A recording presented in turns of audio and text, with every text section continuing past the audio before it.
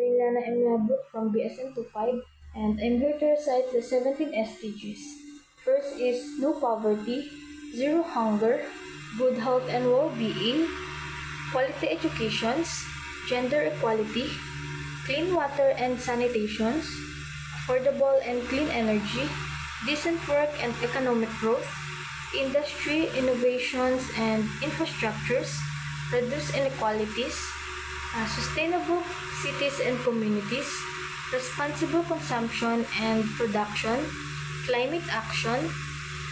life below water, life on land, peace, justice, and strong institutions and partnerships for the goals. And if papapiliin ako ng isa in the 17 SDGs to advocate, I will choose the third one, the good health and well-being. I'm choosing this one to advocate because everybody needs it, everyone needs it, and everyone should have an access for more affordable healthcare. Kasi madalas, hindi ko nila lahat, pero madalas kasi ngayon yung mga healthcare is a bit pricey na, kaya yung mga tao na gusto magpagamot or magpa-consult nang nararamdaman nila, pinapasawalang bahala na lang nila kasi yung iba is walang kakayahan to afford the price or yung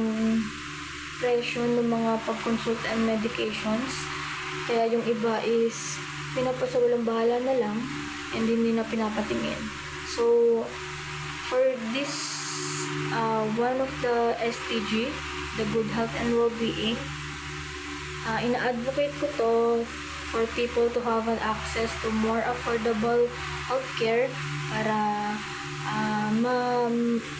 matanggap nila yung treatment na kailangan nila sa kalagayan nila, kung ano man po yung gusto nilang ipatignan, para mapatignan nila at hindi na sila magpasawalang bahala pa. So, as a Central Lino student nurse, what can I do to contribute the attainment of the SDGs? As a student nurse, siguro, I can contribute by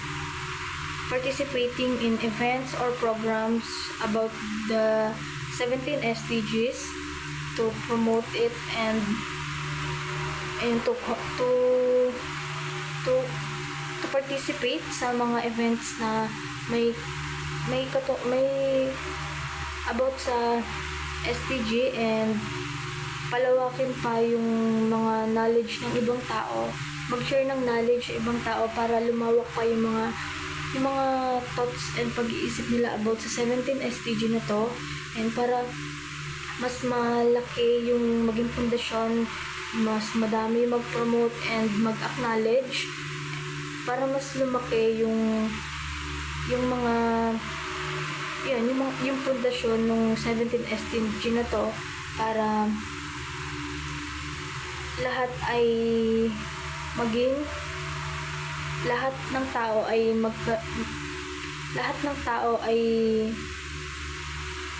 magka-benefits dito sa mga 17 SDG na to,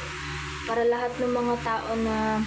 apektado or mga matutulungan ng SDG na to is matulungan. Yan, palawakan ng knowledge and sumali sa mga programs na nag-advocate dito sa 17